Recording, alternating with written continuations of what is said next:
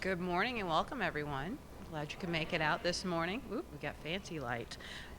For everyone's benefit and comfort, we ask everybody to take a moment to silence your phones so that everyone can enjoy the event.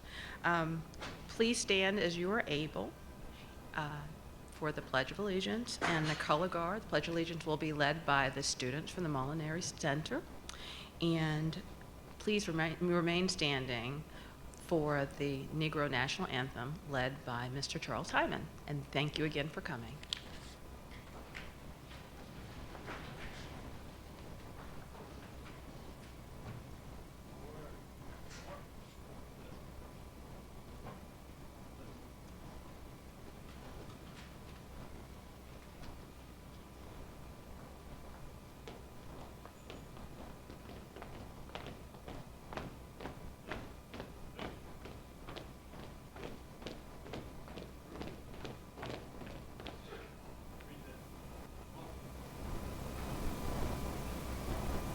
To the flag of the United States of America, to the republic for which it stands, one nation, under God, indivisible, with liberty and justice for all.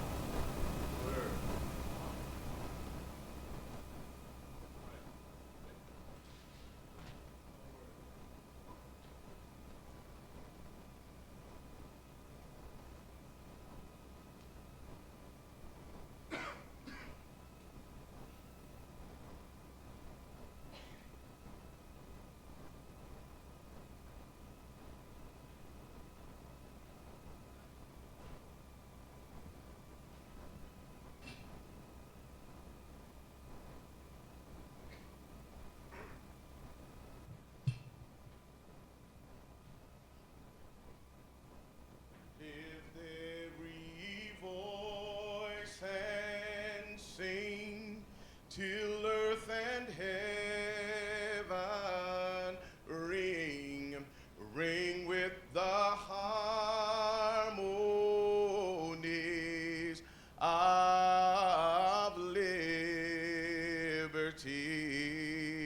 and let our rejoicing rise high as the listening skies. Let it resound loud as the rolling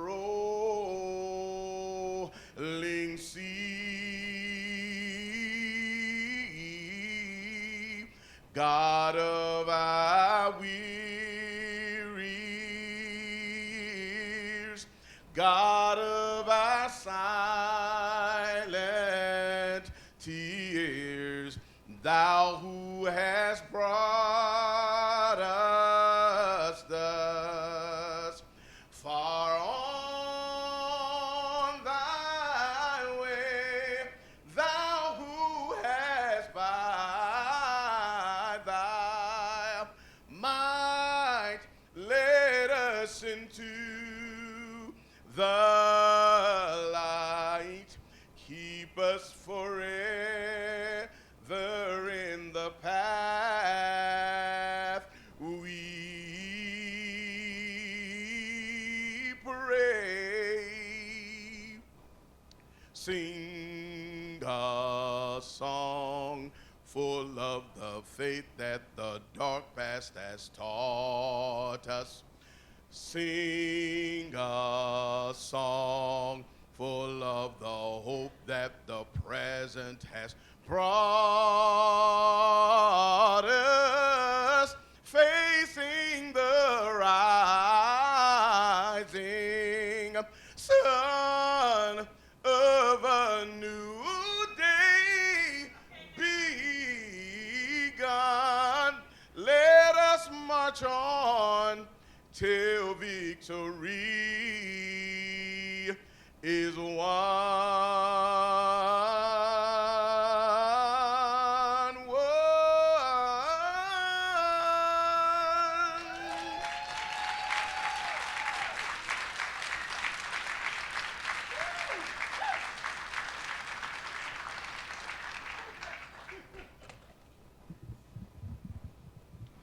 Thank you. Please take your seats. On behalf of the Prince William County Black History Committee, I welcome you to the 2025 Black History Program. Before we get started, we want to recognize our constitutional officers, elected officials, and county leadership in attendance with us today. Please stand as you are able and be recognized.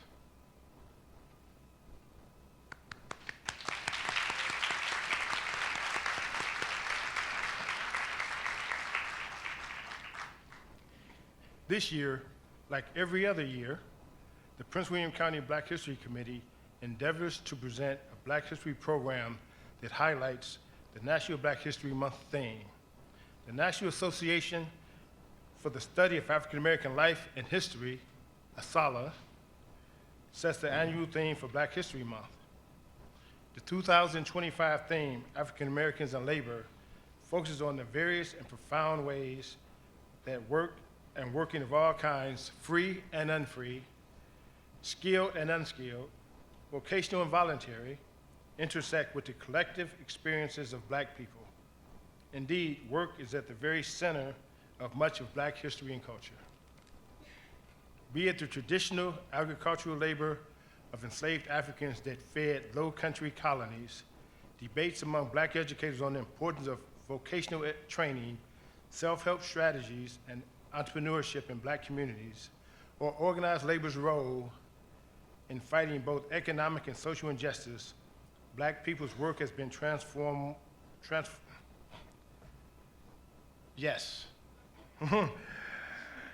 the U.S., Africa, and the diaspora.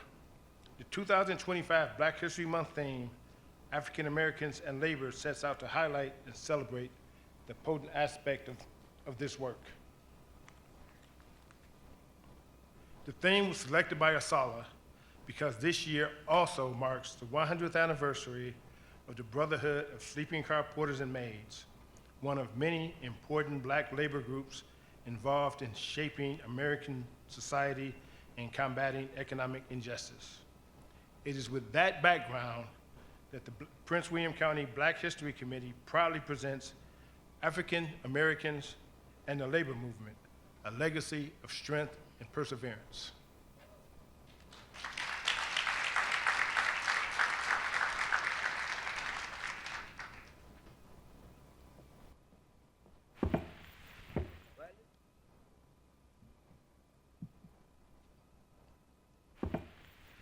Well, it's Long John. Long John. He's long gone. Long gone. He's long gone. He's long gone. He's long gone. Long gone. Well, if I had listened, what the roses said, I could been at home. And the roses bed. Well, if I wouldn't listen,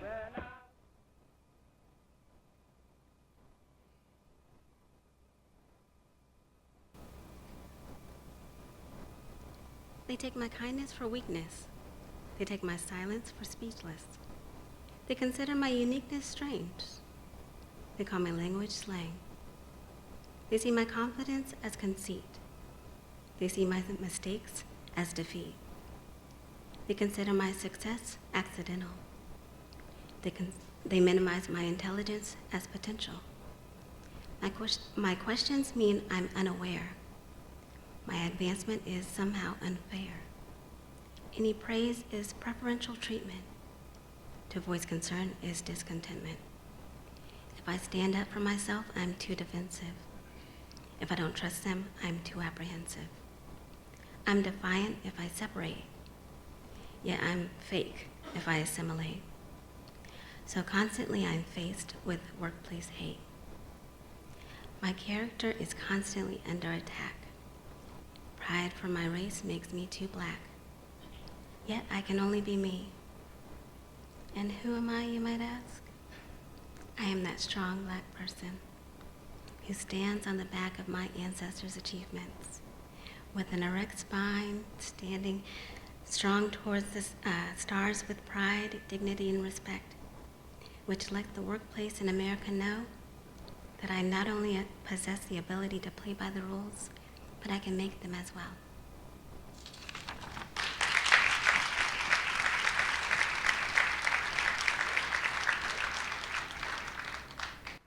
gonna roll, we gonna roll, we gonna roll the union on. We gonna roll, we gonna roll, we gonna roll the union on. If the plan is in the way, we're gonna roll it over him, gonna roll it over him, gonna roll it over him. If the plan is in the way, we're gonna roll it over him, gonna roll the union on. We're gonna roll.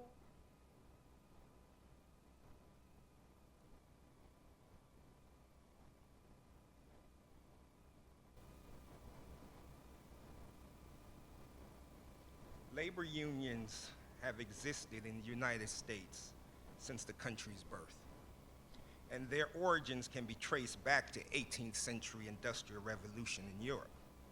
The first recorded instance of a worker strike in America occurred in 1768 when journeyman tailors protested a wage reduction. After the Civil War and the end to enslavement, the need for both skilled and unskilled labor increased. Union members in the skilled trades remained overwhelmingly American-born white Protestant males who were reluctant to organize unskilled Irish and Italian immigrants, women, and black workers. These excluded groups organized their own unions. For example, black hawkers in the shipbuilding industry formed a local union and engaged in a strike at the Washington Navy Yard in 1835. Women tailors, shoe binders, mill workers, and black laundresses also formed their own local unions. The National Labor Union, a mostly white union, was established in Baltimore, Maryland in 1866 and is recognized as the first nationwide labor organization in the United States. This union advocated for an 8-hour workday, higher wages, and immigration reform against Chinese immigrants. During the National Labor Union's convention in 1869, a resolution was passed to include black workers. However, many of the local unions ignored this resolution and continued their practice of excluding black workers because they saw them as competition. Resentment between the workers, both black and white, went both ways, as white strikebreakers were often employed when black workers went on strike, and black workers were employed as strikebreakers when white workers went on strike. Another and more significant issue was the white working class formed the base for violent white supremacist groups, making unity between the two groups difficult. As such, these issues necessitated that black workers to separate from white labor union and create their own labor party. In December 1869, the Colored National Labor Union was established by Isaac Myers in Washington, D.C. It is credited with being the first national labor organization created by and for African Americans to organize their labor collectively. The organization included mechanics, engineers, artisans, tradesmen, and tradeswomen in its ranks. Once established, the Colored National Labor Union petitioned Congress to split public land within the South into farmland to be used by low-income black farmers, requested that black farmers get low-interest loans from the government, and asked for an investigation into the conditions of affairs in southern states. None of these petitions resulted in improved conditions for black workers in the South. At the Second National Convention, Myers noted that the educational and financial resources of the Colored National Labor Union were insufficient, and the Ku Klux Klan's power in the South prevented the organization of black laborers in certain areas. He also warned against the Colored National Labor Union becoming primarily a political party as opposed to a trade union party. However, the election of Frederick Douglass in 1872 as president reflected the influx of political figures within the organization. Douglass's newspaper, The New Era, was chosen as the official publication of the labor union. As a result, CNN, the Colored National Labor Union, became increasingly more political and ultimately became a branch of the Republican Party, resulting in less trade union activity and less contact with trade unions across the country. The Colored National Labor Union dissolved in the late 1870s, unable to overcome the growing hostility of the Reconstruction era's end and the rise of Jim Crow laws. Despite its short lifespan, the Colored National Labor Union set the stage for future labor and civil rights movements by highlighting the intersection of race and labor issues in America. Thank you.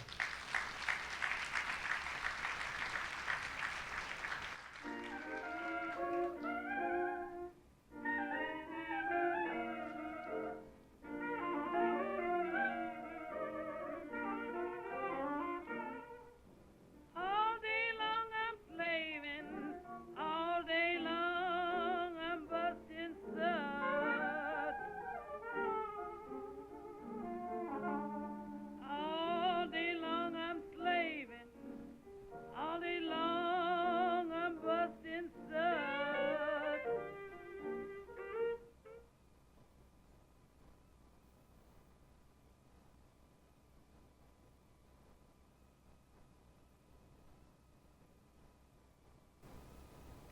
Good morning.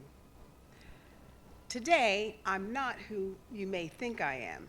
Today, my name is Sarah Hill. I work as a laundress in Atlanta.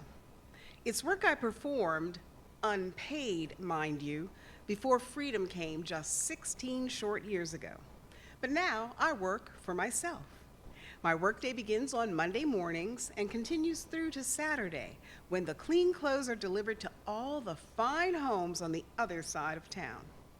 I make $4 a month in hard times and as much as $8 a month in good times. Now, that's not a lot even here in 1881. So there was no way for me to ask my customers for more money. They just used someone else. Either I had to add more customers or get my children to help. While I draw breath, my children get an education. In July of 1881, 20 of us got together and formed a trade union. We called it the Washing Society. We wanted higher pay and respect. We came up with a price per pound of wash, but no one listened, so the 20 of us called a strike. We didn't keep nobody out. We invited all the laundresses in Atlanta, no matter what their skin color. In 3 weeks, we went from 20 strikers to 3,000 strikers. In August of 1881, a month later, city council folks took against us, arresting us, fining us. The councilman said we had to pay $25 a year to be laundresses, and they tried to use tax dollars to give local businessmen money if they would start commercial laundries to compete with us. Lord, didn't let that stop us. We wrote a letter to the mayor. We mean business or no washing. Soon, despite arrests and fines and proposed fees, others joined our strike. Cooks, maids, private duty nurses, all of them began demanding higher wages. Hotel workers went on strike. And unlike in past strikes, these employers weren't confident they could find replacement workers. And guess what? City Council backed down. In the end, the strike also established us laundresses and all black women workers as instrumental to the New South's economy. The establishment was forced to acknowledge that black women workers, many of us formerly enslaved, were not invisible. One or two of us could not have accomplished this, but by working together, we found we can move mountains. Now that's the power of organized labor. And by the way, stepping back from Sarah Hill for a minute, she existed. She's not a character I made up. She's found in historical documents. Thank you.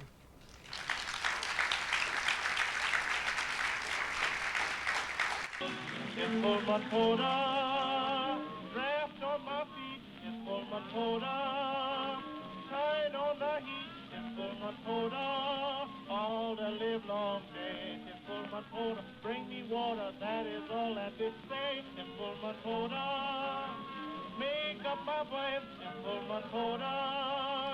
No people nice, simple motor. Boy, she shine my shoes, I got the full motor blues.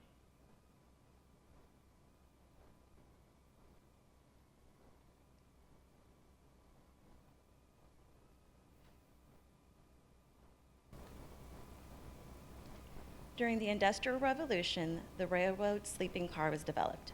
In 1867, the largest company to capitalize on this was the Pullman Palace Car Company, which built, owned, and operated a majority of sleeping car trains during this era. From the beginning, the Pullman's luxurious hotel on wheels employed African American men and women to serve its white sleeping car passengers. So much so that it was said that President Abe Lincoln freed the slaves and George Pullman hired them. Their duties included shining shoes, ironing clothes, stowing luggage, serving food, providing beauty hair care services, entertaining, and otherwise being on call for the passengers' every whim. The Pullman porters were expected to be the embodiment of luxury, courtesy, and efficiency synonymous with the Pullman brand. At the same time, the Pullman porters were one of the worst exploited workers in the country. Their average annual income was $880, the equivalent to about $15,000 today. From their yearly earnings, however, they were expected to furnish all occupational expenses out of pocket, including food, lodgings, uniforms, hairdressing and manicure tools, and shoe polishes. The maids and porters were expected to be on call at all times and ready for duty, so they were not allowed to take on a secondary job to supplement their income. The porters worked, on average, over 75 hours a week. They worked without pay during preparatory time, in which they were expected to get the trains ready, and terminal time, when the trains were in the terminal but had not yet started its journey. In one instance, a porter worked 15 hours of preparatory time, followed by 3 hours of terminal time in order to start working or be on call for a 26-hour round trip. After many years of suffering these conditions, the sleeping car porters collaborated to form a union to secure better working conditions, higher wages, and benefits. Their motto was, "Fight or be slaves." So on August 25th, 1925, the Brotherhood of Sleeping Car Porters Union was founded in Harlem, New York by Asa Philip Randolph, Milton Webster, and C.L. Dellums. This labor union struggled for 12 long years before it was officially recognized and allowed to sign a labor agreement. In 1937, they became the first African American labor organization to receive a charter in the American Federation of Labor. It was the first independent union organized and led by African Americans to force a multinational corporation to negotiate a labor contract. Among other things, this union contract established better working conditions, reduced hours for the porters and maids, and overtime pay. At the height of the union, its membership boasted 18,000 workers from Canada to Mexico. And in 1978, the remaining 1,000 members merged with the Brotherhood of Airline and the Railway Clerks Union. Today, 100 years after its founding, the Brotherhood of Sleeping Car Porters Union will always be remembered for their dignity, resilience, perseverance, and pride. They helped lay the foundation for the future civil rights era.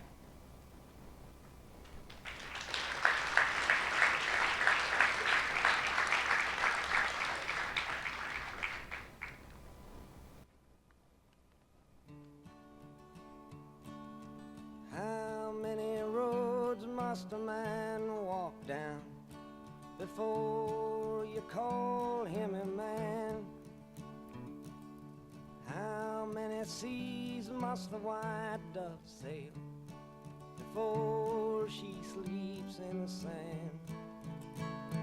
Yes, and how many times must the cannonballs fly before they're forever?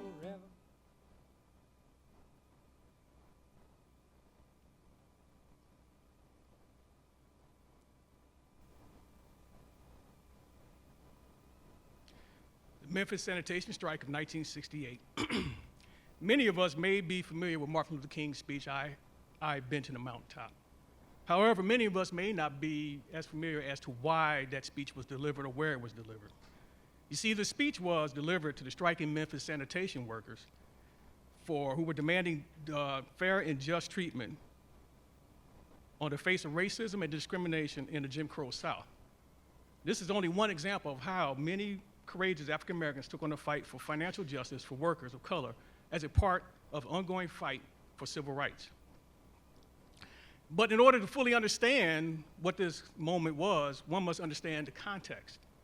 In addition to the similar racial discrimination that the black Northern brothers and sisters had faced, Southern blacks workers faced additional obstacles, such as government-supported apartheid in the form of Jim Crow laws, terroristic threats from the Ku Klux Klan and the White Citizens Council, and segregation. Black workers also earned less wages than their white counterparts, faced termination without cause, did not receive compensation for overtime, and faced a system of racism that prohibited them from unionizing. Led by union organizer T.O. Jones, Black Memphis City public employees attempted to strike in 1963, but that strike failed because of lack of involvement. Most workers were fearful to organize because they knew that they could face termination or some type of retaliation. Unfortunately, Mr. Jones and 33 others were immediately terminated for their participation in the strike. So these workers continued to endure through these circumstances. Discrimination, inequality, and unfairness still prevailed. It wasn't at least until February 1st, 1968, when two black sanitation workers, Mr. Echo Cole and Mr. Robert Walker, were tragically crushed to death by a malfunctioning garbage truck that Mr. T.O. Jones had previously reported as one of the faulty pieces of equipment back in 1963. In fact, this was the second incident where workers were crushed to death by a malfunctioning garbage truck. Outraged by the latest event of continued pattern of being disregarded and marginalized, Memphis workers held a meeting. And on February 12, 1300, exasperated workers walked off the job in protest. The goal was to secure improved working conditions, equitable wages, representation in management, health care, and full recognition of their union. This began a cycle of several marches throughout the month. At one point, the Memphis City Council did vote to recognize the unit and fulfill their other demands due to pressure that was organized by the sanitation workers in a large sit-in. However, Mayor Henry Lowe refused to recognize the deal. And that following day, the workers peacefully marched to City Hall, where they were met by police who used mace, tear gas, and billy clubs just to disperse the crowd. Reverend James Lawson established a nonviolent civil rights disobedience coalition of community members who were joined by black and white high school and college students. Marching almost daily, they all risked arrest and police violence. Once again, the question of humanity and dignity sparked the usage of "I am a man" as a slogan for demanding equal recognition. On March 28th, Martin Luther King's second visit to Memphis, and James Lawson himself, they were joined by 22,000 students who skipped school and led strikers and supporters in a march through downtown Memphis. Unfortunately, the march was abruptly terminated when a separate group of agitators engaged in violent actions. Larry Payne, who, by the way, was a 16-year-old student, was shot and fatally killed by police. Dr. King denounced these actions of violence as usual, but he received much blame from others. Dr. King's "I've Been to the Mountaintop" speech was delivered on April 3rd at Mason Temple. In normal fashion, Dr. King delivered an incredible oration that held America accountable when he demanded, "Be true to what you have said on paper," referencing our freedoms guaranteed by the First Amendment of the U.S. Constitution. Expounding on this freedom that was guaranteed, King stated, "But somewhere I've read of the freedom of assembly. Somewhere I read of the freedom of speech. Somewhere I read of the freedom of the press. Somewhere I read that the greatness of America is the right to protest for right. And just as I say, we aren't going to let dogs or water hoses turn us around. We aren't going to let any injunction turn us around. We are going on." Unfortunately, the following day, Thursday, April 4th, 1968, at 6:01 p.m., Dr. King was assassinated while standing outside his hotel room at the Lorraine Motel in Memphis, Tennessee. On April 8th, Coretta Scott King, joined by clergy, other civil rights leaders, and 42,000 supporters, joined in the march through Memphis in honor of Dr. King and to continue to fight for equitable treatment.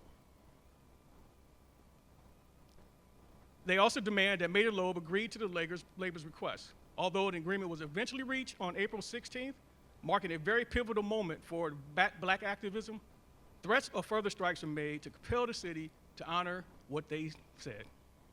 Thank you.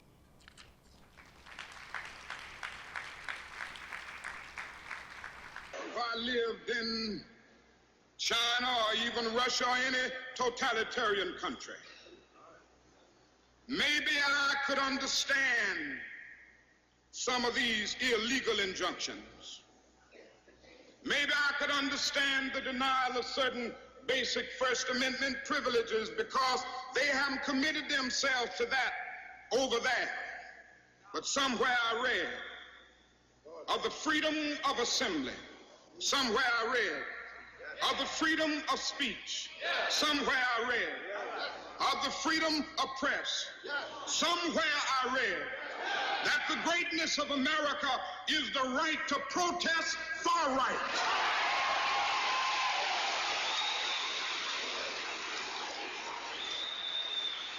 And so just as I say we aren't going to let any dogs or water hoses turn us around, we aren't going to let any injunction turn us around.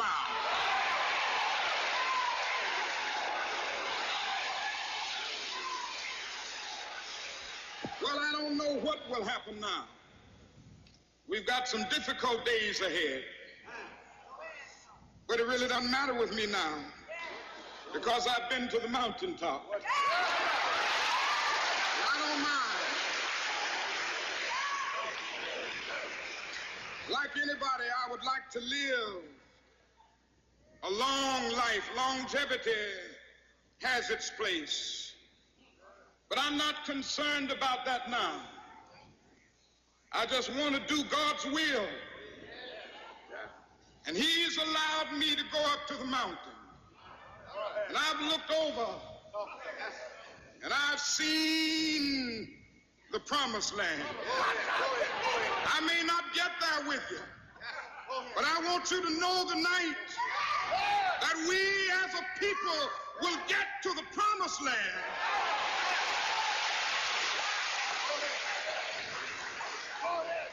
So I'm happy tonight. I'm not worried about anything. I'm not fearing any man. Mine eyes have seen the glory of the coming of the Lord.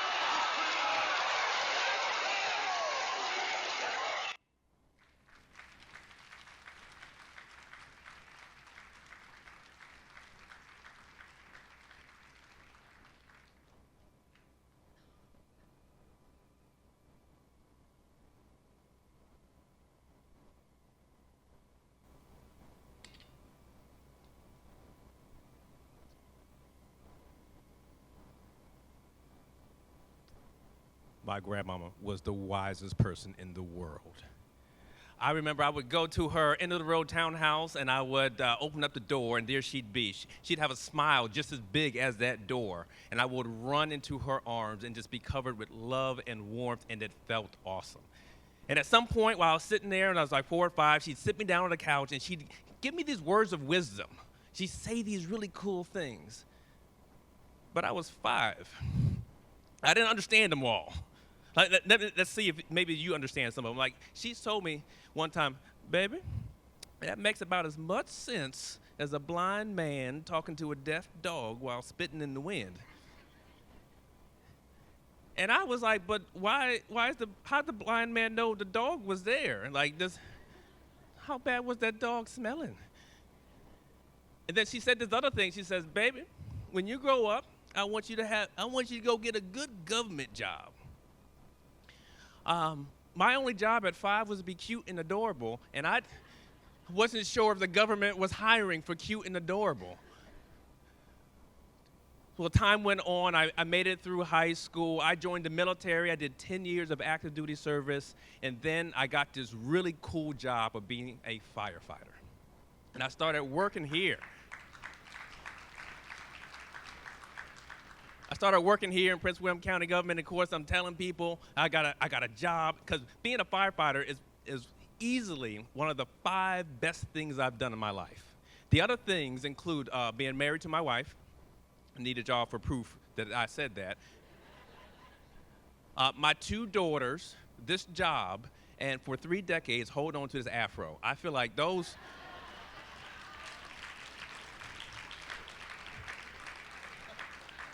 I've accomplished a lot, I feel like. And early on, I would tell people I got a job, I'm in the fire department, I work in Prince William, and say, oh, you got one of those good government jobs, a job with benefits. And that's when it clicked, oh, that's what makes a job good, having a job with benefits. But how did we ever get those benefits? So back in 2021, I don't know if you remember, the Commonwealth of Virginia decided that it would allow a collective bargaining, that it would be something that the localities would decide whether or not they wanted to choose that or not. And so starting that process was a time period where that happened here in Prince William County. The elected officials agreed to it, people could form unions, and then they could start that process. And so in 2024, Fire and Rescue entered into its very first collective bargaining agreement.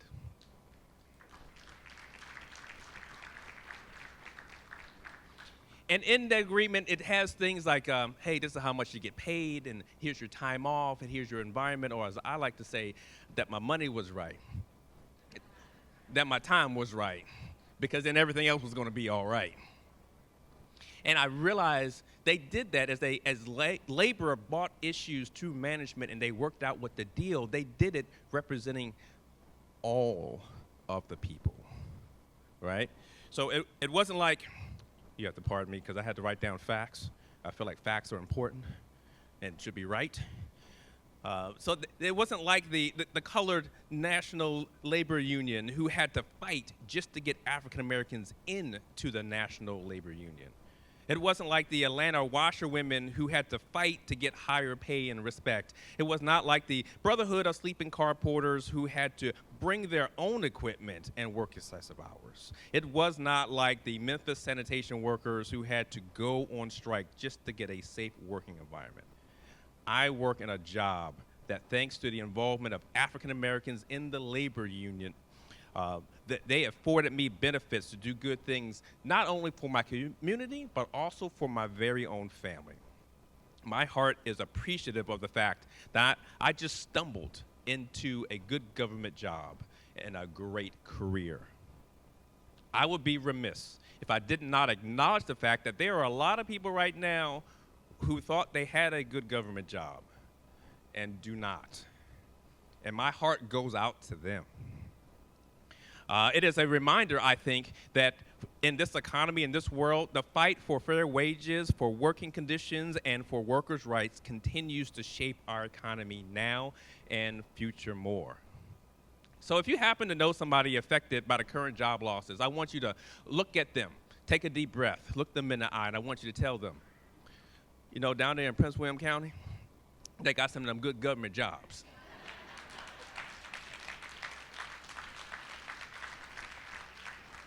Because that makes a lot more sense than a blind man talking to a deaf dog while spitting in the wind. Thank you.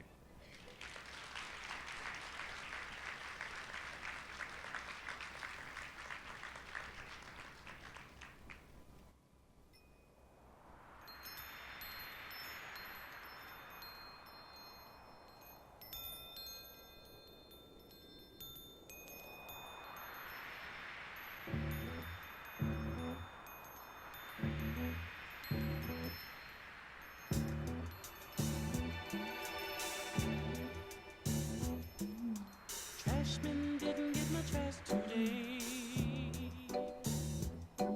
Oh, why? Because they want more pay. Buses on strike want a raise in fare, so they can help pollute the air. But that's what makes the world go round. The ups and downs of carousel, changing people's hands around. Good morning, good morning, good morning. Now that's some great theme music, yeah? That's some great theme music. What a truly powerful program we have seen this morning. If you will join me, stand up on your feet and give just a thundering round of applause to the Black History Committee members. They volunteer their time, their energy, their effort. Thank you, thank you, thank you. I almost want to have them come down, but I know we may not have time. Thank you, thank you. I want to thank them for their creativity, their time, and for once again creating a program together that reminds us of the strength, the perseverance, the contributions of Black people throughout American history. Your commitment to this work, to this program every year really ensures that we not only honor Black history, but we also learn from it. So thank you again and again and again. I know we did it at the beginning of the program, but I just want to acknowledge our Board of County Supervisors. If you'll stand up, I just want to acknowledge with a round of applause our board. Yep, one more time for being here and for your support, continued support in so many ways. I also want to acknowledge our cabinet members and our Prince William County leadership team, directors. If you would stand up as well, I just want to recognize you. Chiefs, thank you very much. The sheriff is here. Sheriff, thank you. All right, thank you all so much. So today's program has shared stories that are both sobering and inspiring. We've traveled together through history, reflecting on the courage of the Colored National Labor Union, the determination of the Atlanta washerwomen, the leadership of A. Philip Randolph and the Brotherhood of Sleeping Car Porters, and the Memphis sanitation workers. We've seen how these struggles pave the way for justice and equity in the workplace. And so thank you to everyone who spoke this morning, to our singer this morning. I just really want to thank them for their time and for their creativity. Some of you may recall just last week, February 18th, Mr. Curtis Porter, chair of our Human Rights Commission and native son to Prince William County. I believe his family has a history in this county stretching back 230 years. Yes. He was honored by our board with a commendation last week. The commendation celebrated 43 years of service here in Prince William County, helping, yes, thank you.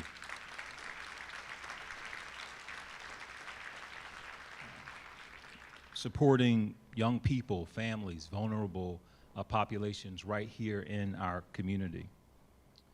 During his remarks, Chair Porter reflected on his life of service, and he mentioned the drum major instinct. Now, many of you know this sermon. Dr. King gave this sermon almost 57 years ago to this day. And I've heard this sermon countless times, but as I heard Chairman Porter, I took note and promised myself that later on last week I would go and listen to the sermon from beginning to end. And so I did that. I kept to my promise. And in this sermon, Dr. King talks about the danger of this instinct left unchecked. The desire to be out front, to be superior, to be recognized, to be more than the person next to you, and how that desire can lead to overindulgence, the need to purchase beyond your means, the need even for nations to fight nations for dominance. This desire is known as the drum major instinct. All right. And now we know how important, many of us, a drum major is to a marching band. Now, I went to FAMU, so I know how important. However, in the sermon, instead of condemning the nature in us, Dr. King instead said, yes, don't give up this instinct. It's a good instinct if you use it right. And so he flipped the drum major priorities in the sermon and said, keep feeling the need to be first. But I want you to be first in love, he said. I want you to be first in moral excellence. I want you to be first in generosity. Dr. King focused on harnessing the drum major instinct to achieve greatness through a life of service. Because true leadership is not about seeking recognition, it's about striving to serve others. Yes. And so, this is what Chair Porter, Curtis Porter, referenced in his remarks last week. Public service is one of the most profound ways we can honor legacy. We are reminded of this journey, and we've been reminded through the journey and the history this morning. Dr. King concludes his sermon by saying, and I'd like to read an excerpt from the end of that sermon, as he reflected on his own mortality and spoke these words just 2 months before he was taken from us. If any of you are around when I meet my day, I don't want a long funeral. If you get somebody to deliver the eulogy, tell them not to talk too long. And every now and then, I wonder what I would want them to say. Tell them not to mention that I was a Nobel Prize winner. It's not important. Tell them not to mention that I have 300 or 400 other awards. That's not important. I'd like someone to mention on that day that Dr. King, Dr. Martin Luther King Jr., tried to give his life serving others. He went on to say that, yes, if you want to say that I was a drum major, say that I was a drum major for justice. Say that I was a drum major for peace, that I was a drum major for righteousness. I certainly encourage all of us, and as I heard those words, real chills, just as I heard the video this morning, and we saw Dr. King give the speech that we all remember so clearly. It is hard not to be inspired by the drum majors of our history, the leaders, the activists, the everyday individuals who dedicated their lives to progress. And I want us to also be reminded that you, each of you, are impacting this community in ways big and small each and every day. And so don't let anyone tell you that the work you do to support this community isn't important. Many of you have heard me talk about the call to public service, and it is a calling, one that is incredibly rewarding and that demands a commitment to the greater good.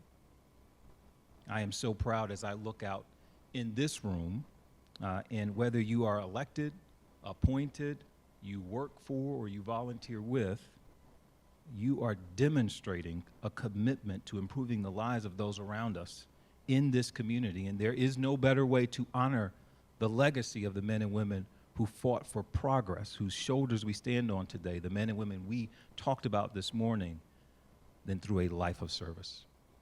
And so, as we reflect on today's program, let's carry forward the lessons of strength, perseverance, service to others, and let's continue to create a culture of dignity and fairness where those two characteristics are not negotiable within our organization or within our county.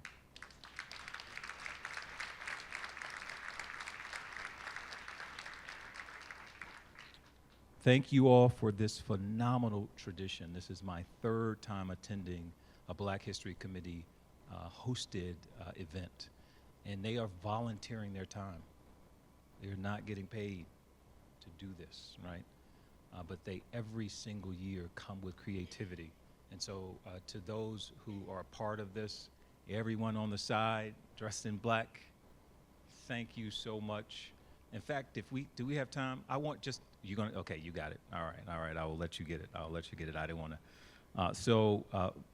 Want to thank you all also for being here, for being a part of this program, for taking time to be here today. Together, we will make Prince William County the county we want it to be. It deserves to be. Thank you all so very much. Thank you.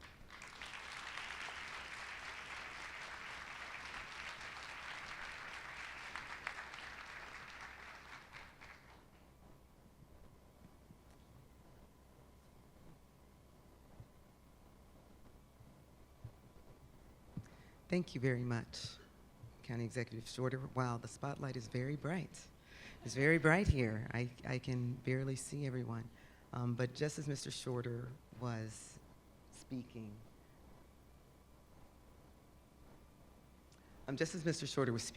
I want to thank you all for coming out today.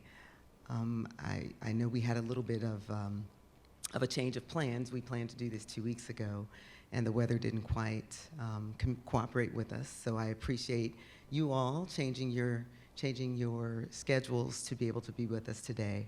But just as Mr. Shorter said, this program that we put forward every year is done with a lot of dedication by the Black History Committee. I think this year we have, I can't see them, but I thought we had some longstanding members who are no longer with the county that are still here. I thought the Honorable Jackie Lucas might be here, and I thought Miss Bernadette Peel. Miss Bernadette was one of the founding members. Oh, there you go. Thank you. One of the founding members of this committee. And committee members, if you would please, I would like for you to come out. Committee members.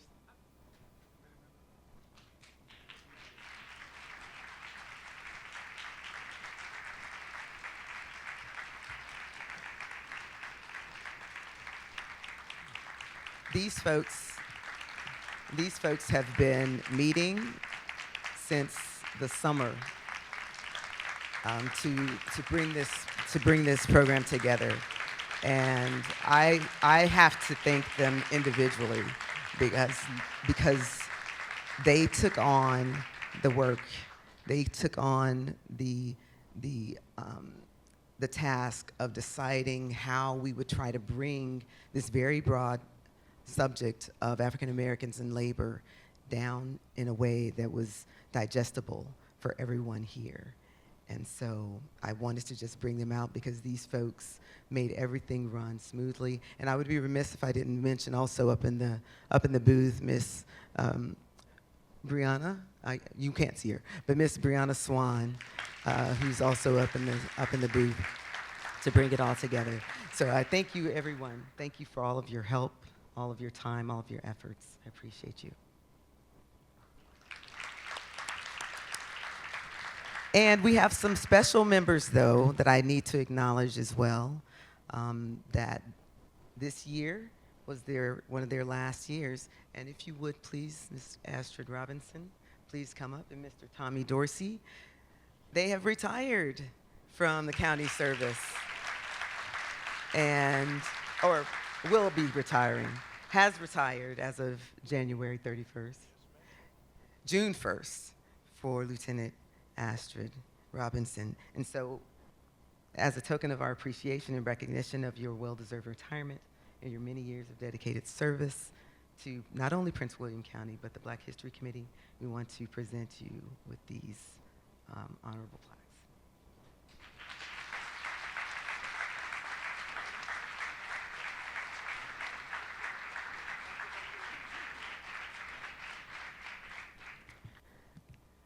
All right, and as I mentioned, this program, I know that Mr. Shorter already did it, but I really have to really just thank our leadership that begins, of course, with our Board of County Supervisors, that it flows through our county executive, that flows through the cabinet and the deputy county executives and the directors.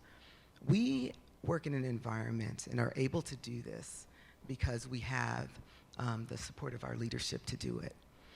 And, you know, in this particular environment that we're in right now, I am just completely overjoyed and overwhelmed every day that we get to serve in this way. But not just that we get to serve in this way, but that our service is appreciated. And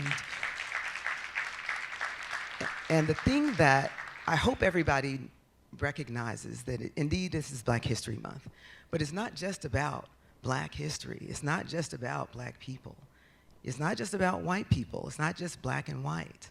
You know, we're all of us in this together. You know, be it Hispanic, Asian, Native, immigrant, indigenous people, or you know, natural born citizens of the United States. We all are in this together. And one of the things that I find myself incredibly blessed every day, that I am fortunate enough to live in Prince William County and also work in the county in which I live. And the thing that's so important about that is that one of the things that I really enjoy that we have in our county is the why we serve, right? Many of us serve for many different reasons. And if many of you don't know, I work in the Office of Management and Budget, so I've always been a bit of a numbers person. But at my core, I'm also, by education, also a social worker. And the reason behind that is because I've always believed in service. And even though we all come from different areas, from different perspectives, that's what makes us better. That's what makes us stronger. You know, so I like to tell my children, and I'm not going to stay on for much longer. I like to tell my children the song that I wake up with every day. I feel like I'm a person of faith, and so amazingly, I'm woken up with a song on my heart and in my mind every day.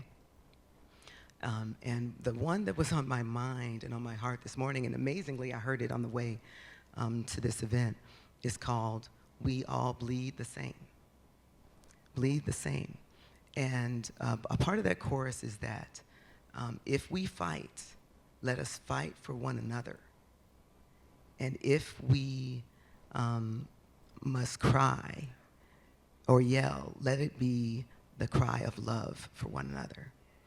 And in this county, again, with our leaders guiding us and allowing us to work together, I found us incredibly blessed and fortunate to be able to serve in our work, to support our community and the people of Prince William County every day, whether it be in the Area Agency on Aging, Economic Development, OMB and HR, Social Services, Homeless Services, Parks and Recreation. I could go on.